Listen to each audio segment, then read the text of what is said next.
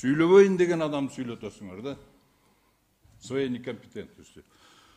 Аманкан Батырбекович, я вас очень прошу, ушу келбесинчи. Эмнеге ушул эле бар жагга жөнөтөт?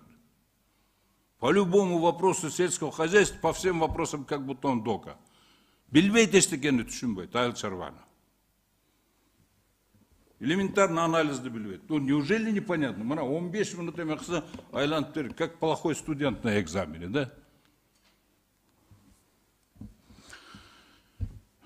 Сондықтан мен білмеймін, мұны қандай қылыш керек. Вот, вы знаете, сами в тупике, и нас в тупик загоняют. Да? Эмне қылышыңды білбейсің, эмне чечим алышыңды білбейсің. Вот что с этим делать? Bir компетентный адам менен bir компетентный разговор жоқ, да? Невозможно поговорить. Только демагогия. Bir жооп ала албайсың нормальный сурооға. Урматтуу Султанбай Абдраш, жеке сапаттарга өтпөй эле койсокчу. Сиз компетенттүүлүгүңүз өзүңүзгө демагогия дегенди. Ему кто-нибудь слово давал? Сиз өзүңүзгө жооп бериңизчи. Ким коммерсант слово кто-нибудь давал? Это что за этот самый?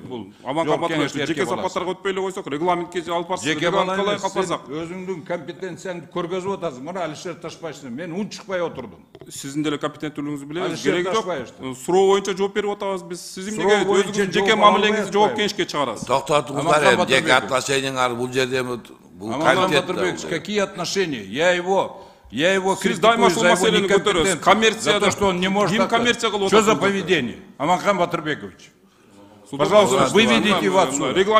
Я вас прошу, выведите отсюда. Я требую это, в конце концов. Чыгып кетсин берден. Келбесин экинчи бияка. Он некомпетентный просто. Султанбай Абдрашитович, силер бул маселени биринчи жолу көтөргөн жоксуз, мурунду да бул маселени көтөргөнбүз. Бул боюнча мен министерствого кат жазгам. Министерство бизге приказын берген. Именно ушул тиги комитетке каралуучу ушу Шерипов Нурлан бөлүн деп туруп приказдар бар экен.